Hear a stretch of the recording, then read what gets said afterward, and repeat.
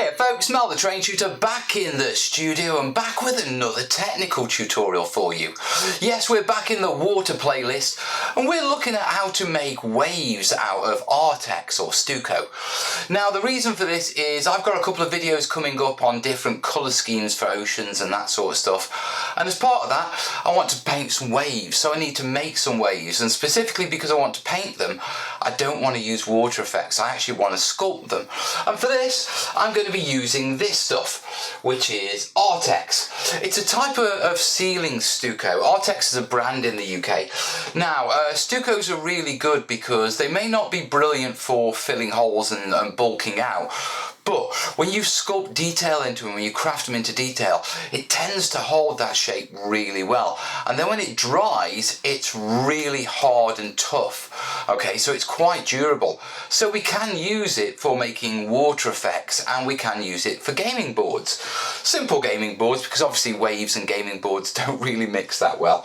But it is doable. So I thought, since I've got to prepare these to do the ocean videos, the colour scheme videos, I'd take you through a few techniques of what I use to actually use to create these wave patterns. So with that in mind, let's get cracked on.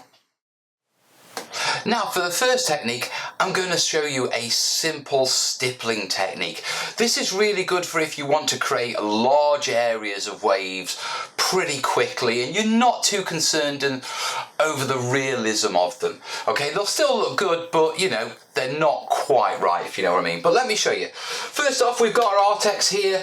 I keep it in a little tub because it normally comes in a really big tub, and leaving it open while I'm working, it dries out. So I just put it in a little tub to make it a little bit more easier to work with. And the first thing I'm going to do is I'm going to cover my little piece of MDF, which is my test piece here, with a good dollop of Artex. And I'm going to spread it out nice and even. Now we've got our piece covered and it needs a good 3-4 mil at least for this technique. We're going to stipple it. And for stippling it, we're going to use this. Just a simple carrier bag from the supermarket. Yeah, and what we're going to do is going to scrunch it up in such a way that we have the most folds. So, like that. Yeah, so rather than going for something which is relatively flat, I want to grab it where I've got the most creases. And I'm trying to get it as flat as possible. And when I say flat as possible, as even. So when I sort of stomp it down and sort of stipple it, these actually don't, I'm not concentrating the stippling in one area, if you know what I mean. If one bit sticks out, then that'll stipple and flatten the rest. So I'm trying to keep it as flat as possible. Now, when you come to stipple it, the trick is not to hammer it all the way down, but to gently tap it.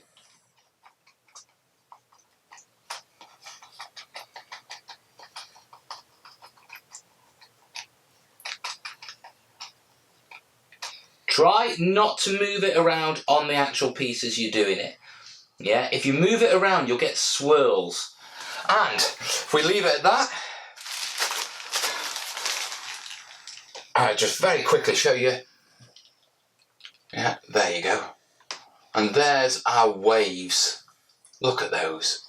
Now that is really quick, it's really simple, and it will set and harden like that. Okay, now it isn't perfect because it's a shotgun technique, so there will be little bits that when you look at it you go, well, that doesn't really look like a wave. But overall, if you're doing a large effect, works really, really well. So that's the first technique. Let me get cleaned up and we'll come back with more gentle waves. Now for our next technique, the gentle waves, it starts off much the same as the first, with dropping down a layer about 3-4 mil of our Artex onto our piece. But as you can see, as we put it down, it's holding the actual sort of the spatula workers have laid it down. Now for the gentle waves, we need these not to hold ridges. So the trick is you get a little bit of water and you just smooth it over. And yes, it will be messy. Yeah, don't worry about that. It's about adding the water to the surface that counts. Yeah, you'll know when you've added the right amount because the peaks won't hold anymore. Okay? And once you've got it wet enough like that, what you can do is you can come in with a little bit of a metal spatula and just do simple waves. Now I'm coming in, and probably best if I do it like this, at a sort of angle, I'm doing that. Now don't worry about any peaks. The important thing is to try and get them longitudinal. Yeah, the water will soften down any peaks, and you can come back and rework this. So as it gets a little bit firmer, if there's areas that you don't believe are settled properly, you can come back and just rework them.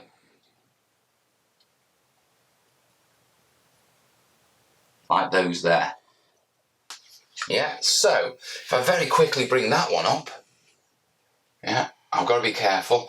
You can see how by adding the water, we've softened down all those peaks. So when we've come in and done our specific stippling, yeah, what we've actually ended up with is a very soft, watery look to it, with multiple waves crashing over. Obviously, as it's wet, you can work it as much as you want. You can keep moving it around. It's only when these things start to dry up and start to actually cure and dry and fix that they become unworkable. So while it's at this stage, you can just come straight back and go, I want a bit more waves there. I want to build that up a little bit more. Yeah, it is important to keep an eye on it because the water will mean it could soften more than you expected. So try and keep those wave points a little bit higher than you would normally do because they will soften down, guys. But the important thing is, all we need to do now is leave these ocean waves, I'm trying to catch it in the light, there you go, to dry. Right, on to the next. Now for another quick variation on that technique to produce more subtler waves, start off once again with your piece covered. Obviously you can see the lines. Yeah, and then what I'm going to do is, I've got my water here, I'm just going to wet my fingers, yeah, and just cover this all in water. Now, as long as my fingers are wet, completely wet, nothing will stick to them. So get your water on there, and then just come along and with the long straights of your fingers, pad it. It's almost like a stipple, but a stipple actually draws it up and away from the piece. Yeah, what you're doing with this is because nothing will stick to your fingers, as you're pressing it down, you're forcing the waves up in between your fingers. Yeah, and so you produce something where, let me go, that could have been bad. Yeah, so whereas this one is a lot more pronounced and raised, this one's dripping a bit, yeah, that one's a lot more subtle. Okay, the difference being is depending on your model types. Obviously when you're doing 3D effects on waves and stuff like that, if you don't intend to actually put any models on them, it's not so much of a problem. If you're putting models on them, then the types of waves, how big they are, can make it awkward for your models to stop. So generally you want all your waves of an equal height and within enough space that one or two waves will easily fit under your model base. So basically when you stand them down, they're not seesawing. They can rest across a couple of them and they're relatively flat. Now, that's just a simple technique. The idea of using the water as a barrier, unlike with the plastic bag where we use the plastic bag and the stipple technique to pull it away and create those ridge lines, we're using water to prevent it sticking away, and we're actually creating the ridge lines in between our fingers. It's a nice little technique. Now the third and final technique that I'm about to start, caveats guys, I'm not particularly good at it, okay? This is really the domain of the naval model makers, the guys who create those awesome wakes behind their ships, okay? They're the guys who do this a hell of a lot more than me, and although I know the techniques, I've not done it enough to be really good at it, but I'm going to do my best to take you through the techniques. I highly recommend you go check out the naval guys if you're really into this, or you're looking to do this for your naval models, because they're the guys who know this back to front. Yeah, but we start off, and unlike our other techniques, we're not going to actually, we're not going to actually cover and put a base down and shape in front of our base. What we're going to do is we're going to get a spatula, we're going to get our base material, and we're going to lay out a wave. Let's lay out a nice wave, a nice pretty wave, without making too much of a mess. So our wave's on, and what I want to do is first smooth it out. Yeah, so I'll smooth it out that way. And I'm not worried about the general imperfections. You come in later and sort of sort those out. But what I do want to do is make sure we get the crest of the wave. Yeah, like that. And as I said, this is a technique for those with a lot of time and a lot of dedication and patience. But then again, to be perfectly honest, anyone who can deal with all the masts and the guns on those great battleships has a lot of time and a lot of patience. Yeah, me, I need to build 6x4s and stuff like that. I don't do well with little fiddly stuff. Anyway, so we've got our basic wave on there and I've smoothed it off. And what we're going to do is clean that off. So we're going to come along and we're just going to crest it. And just drag that over and trying to make a bit of a crest. I'm not the best at it, to be perfectly honest. I think I'm just going to have to do the best I can with this. Eesh. I'm coming in underneath and using the tip of the spatula to sort of define that crest. It's a bit difficult working on ones this big, and Artex isn't the best material for this, if I'm honest. There we go. Now we'll come along and we'll do some simple stippling before the wave, and some simple stippling after the wave. A bit more on there, I think.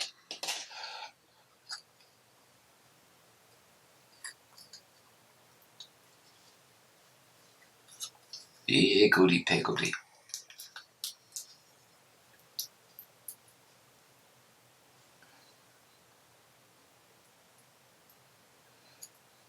And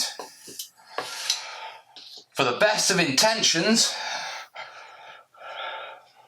I want to put some of that on there because otherwise I'll get grief for not having my base fully covered. But for the best of intentions, I don't even know how much of that was actually on camera. Yeah, there is our wave. Now, as I said, it's just a matter of coming in, defining your wave, getting that little flick over and the curve under with the end of the spatula, then coming along and just doing a bit of stippling to make the sort of frothiness, if you know what I mean. I hope plenty of that was caught on camera. I've got a couple of cameras, so fingers crossed. Yeah, we'll just have to see how that comes out, or I may have to re-record this bit.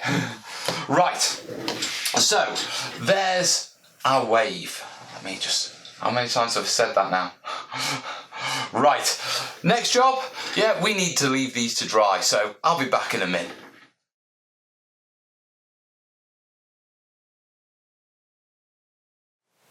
So, I've accelerated our drying with the use of a heat gun just so I can show you the finished effects before wrapping this off. Now, if we come down, yeah, if we start off with our stippled piece. Now the water's off it, you can see the details on that far more clearly. And you can see the randomness and the wave effect. Now I did two of these, I did one off camera, and I just added a bit more bulk to one side and sort of squished it up a bit, just to show you can get more chaotic sort of waves. Behind the wakes of ships, in corners of ports and stuff like that, where waves come in from multiple directions, you get this chaotic peaking of the waves. And you can do that quite easily, like I've done there, yeah, by lots of little stippling in specific areas. So whereas before when I was talking about using the plastic bag and getting it all even, in that case I just used a corner of the plastic bag and I just got a little bit more aggressive there to get that effect. Now moving on to our more gentler waves. Yeah, these are how the more gentler waves come out, and you can see that sort of wavy pattern on it. Okay, it is subtle because the waves are subtle, and so you're picking up a lot of, especially around here, little bits and that sort of stuff. They will show up, don't worry about them, they'll paint perfectly fine. Now that one was done with a wooden spatula, okay, and these two, yeah, that one was done with my fingers, that was the finger mark one, and then I had a little bit played with just adding a little bit more water and just constantly tapping it and moving my fingers a little to get even a more random pattern. Above all, really easy to do, yeah? Smooth it down, cover it with water, then just tap it lightly. Remember, unlike stippling, in this case you're using the water as a barrier to stop things sticking to you, and then you're using the force to create the waves in between your fingers, guys.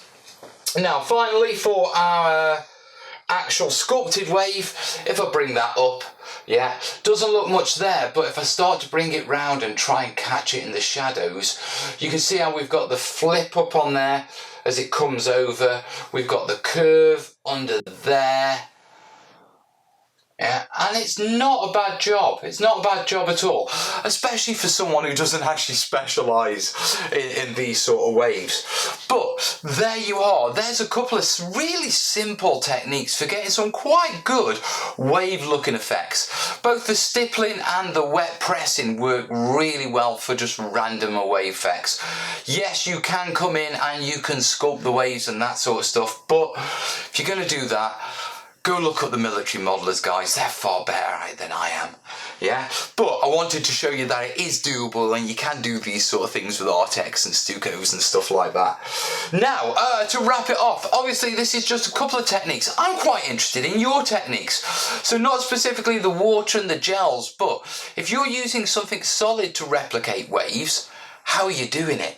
Let me know in the comments. And as always, if you've got any questions on these techniques, Artex, Stucco, all that sort of stuff, get them down in the comments, guys. That's what I'm here for. Like it, share it, and as always, guys, if you really do like these videos and they're helping with your hobby, please consider supporting the channel. I only ask for $1 a month. It's not, you can't buy a pint, you can't buy a coffee, and you certainly can't buy a pork pie with it nowadays. But altogether, your dollars come and keep the lights on me in here making these videos for you. So if you really do support it, guys, really do like it, guys, please consider you support it. Yeah, please consider supporting it. I could do with your support, to be perfectly honest. Yeah, I've had a bit of a dip on Patreon over the last year or so, so I'm trying to build it back up again. Yeah, so if you like it, support it. And in the meantime, guys, plenty more coastal stuff to come over the Christmas period, so keep watching the channel and I'll see you soon. All the best, yeah? Ta-da!